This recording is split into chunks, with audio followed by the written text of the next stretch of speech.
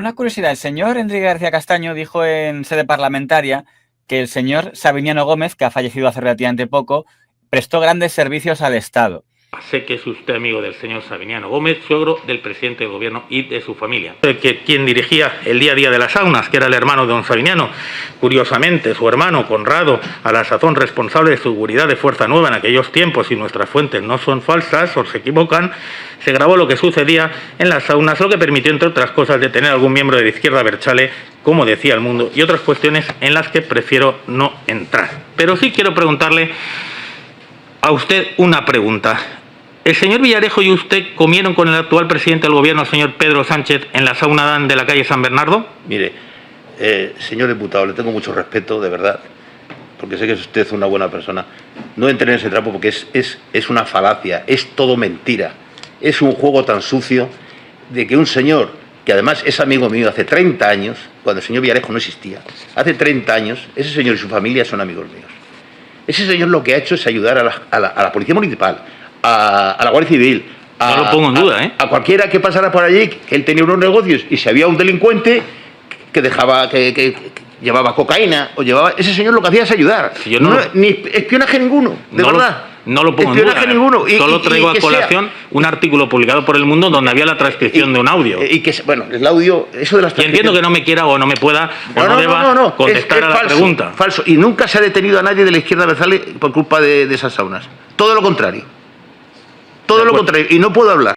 Lo ha dicho varias veces, con lo cual tampoco... Señoría, si yo llego vivo a diciembre, votaré al señor Pedro Sánchez por una razón fundamental, porque es el presidente más valiente que he conocido, porque cuando lo que dice su señoría le vino el señor San Roldán con lo de la sauna del suegro, se lo tiró a la cara y le dijo, no te voy a renovar el cargo. Por lo tanto, para mí ya, vamos, es mi ídolo. Y sé que don Sabiniano y su hermano Conrado colaboraron lealmente con la policía, pero no puedo dejar de preguntarle si en los negocios familiares del señor Gómez se ejercía la prostitución. Y se lo pregunto porque ha aparecido en esta investigación. Si no, no se lo preguntaría.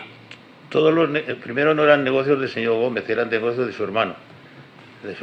Y segundo, todos los negocios que tenía esa familia, que es una familia honesta, son perfectamente legales. Todos son perfectamente legales. Yo no he hablado de ilegalidad. Yo le he preguntado a qué actividad se ejercía en los negocios del suegro del señor Sánchez. Que evidentemente usted prefiere no responder, pero yo se lo digo porque además hay dos sentencias. Todo perfectamente legal. Hay dos sentencias, una del 66-2009 de fecha 23 de septiembre y otra de la Sala Segunda del Tribunal Supremo, donde se reconoce la existencia y la finalidad a la que se dedicaban. Y lo pregunto porque en las anotaciones que han aparecido en la agenda del señor Villarejo se habla de encuentros mantenidos entre responsables policiales y responsables del Partido Socialista preocupados por la trascendencia que la eventual conocimiento de la opinión pública tuviera de los negocios del suegro pudiera afectar a la carrera política del señor Sánchez. Lo pregunto porque 6 días después de ser elegido Pedro Sánchez secretario general del Partido Socialista en las elecciones que ganó Eduardo Madina, se produjo un encuentro entre altos mandos policiales, según se recogen en las agendas del señor Villarejo. Si el señor Villarejo lo pone allí, se lo tienen que haber preguntado aquí. Es falso. Se lo hemos preguntado y ha contestado... Es falso. ¿Cómo ha dicho? El único que comía habitualmente con el señor Sabiniano y con su familia, que son amigos míos, soy yo. Pero antes, después de ganar el señor presidente de las elecciones, cuando las perdió también, o sea, exactamente igual. Y yo con el señor presidente yo no he comido nunca en mi vida. Y usted dijo en una ocasión que el señor San Roldán intentó chantajear al señor Pedro Sánchez con ese tema para que le mantuviera como director del CNI, o yo lo interpreté mal, porque me pareció que entender que usted deslizaba esa idea. Cuando lo que dice su señoría le vino el señor San Roldán con lo de la sauna del suegro, se lo tiró a la...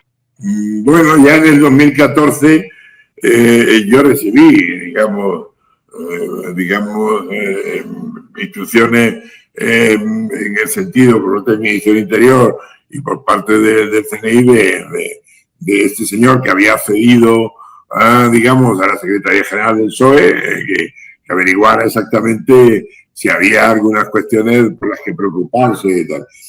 Hubo una conversación que yo mantuve en el 2014, quiero recordar, con el secretario de Estado, y con esa justificación el propio Pedro Sánchez, a través del Partido Socialista, presentó una denuncia en la Audiencia Nacional diciendo que ya se le había investigado a él en el 2014 y que por lo tanto quería que se reabriera para demostrar que la persecución judicial ya había empezado 10 años antes. Como obviamente las notas de inteligencia que yo elaboré en su día y los correos que intercambié tanto con el Ministerio del Interior como con el CNI están en mis archivos y esos archivos no están desclasificados, pues al final no se ha podido probar nada.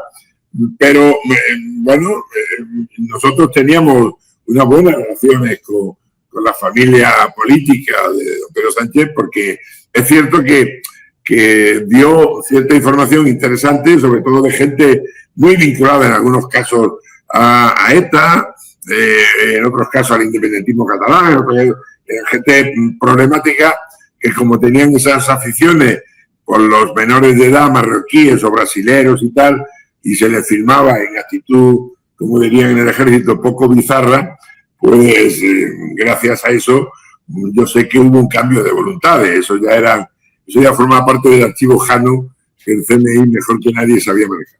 Pero tuvo algo que ver este asunto con la caída del señor San Roldán, porque yo si el señor San Roldán hubiera intentado presionar al señor Pedro Sánchez con, oye, que sé cosas de este tipo, y él le hubiera echado por eso, me sorprende que dejara a su secretaria al frente del CNI, hubiera dicho, oye, pues nos cargamos a todo su equipo. O es toda una leyenda urbana que San Roldán chantajeaba a Pedro Sánchez con este asunto.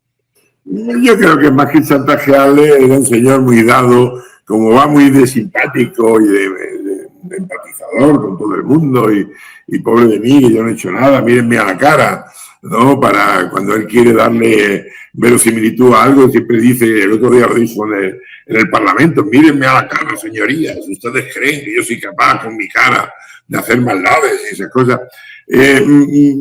Imagino que durante tiempo ha estado insinuando, pero como he dicho antes, Pedro Sánchez al final le importa una higa todo el tipo de amenazas que pueda recibir, y vio que estaba hasta las narices y le mandó a tomar viento. Dejó, digamos, de interrogar a la que era la secretaria personal de San Roldán, porque Paz Esteban era primero su secretaria personal, su jefa de gabinete, y luego la hizo secretaria general antes de hacerla. Y era una papelina, una señora con poca experiencia, digamos, desde el punto de vista operativo, y por eso ha sido la pobre la que va a cargar con todo el tema de Pegasus, etcétera, etcétera. El señor San Roldán esperaba que le renovaran una vez más, como ya lo había hecho el PP cuando él vino de la mano del PSOE. Pero ¿qué ha hecho el señor Pedro Sánchez? Oye, este tipo ya no me interesa, a tomar viento. Y entonces él quería, una vez que estuviera Margarita Robles de ministra de Defensa, controlar más personalmente el CNI, aunque eso es imposible. Ni Margarita Robles lo puede controlar, porque sobre ella también tiene muchos cadáveres en su armario allí en el CNI, ni siquiera Esperanza, que me parece una gran profesional y con la que se han filtrado lamentablemente algunas de las comidas que mantuve con ella de muchas horas, con muchos gin tonic de por medio, puede controlar, porque hay unos núcleos duros que vienen de antiguo, que son los que manejan realmente los resortes de ese servicio. Todo el tiempo que ayer dediqué a preparar esta comparecencia, dije, alguien me va a preguntar por el comisario Villarejo. Estaba seguro. De hecho, agradezco mucho a los antecesores en el uso de la palabra que no me lo hayan preguntado. Pero, ¿de verdad que usted quiere poner al mismo nivel a una persona que ha servido con dignidad durante 57 años a España, que a una persona que está encausada, y todos ustedes saben por qué? Yo no, ¿de verdad? Es decir, usted que me está mirando a la cara y yo a usted, ¿me pone al mismo nivel? Pues allá usted, señoría. No, en absoluto. No le quería poner al mismo nivel. Lo que quería era que usted dijera lo que acaba de decir en estos momentos, que usted está muy por encima de las declaraciones que pueda hacer una persona como el comisario Villarejo. Era simplemente por eso. No le tome por el otro lado, porque en absoluto tiene que ver por ahí. Simplemente era para que usted pudiera decir lo que ha dicho ahora, que creo que se lo agradecemos, al menos desde mi grupo parlamentario le agradecemos que usted haya dado esa respuesta que deja muy clara no solo su posición, sino también la altura que usted ha mantenido a lo largo de esta comparecencia.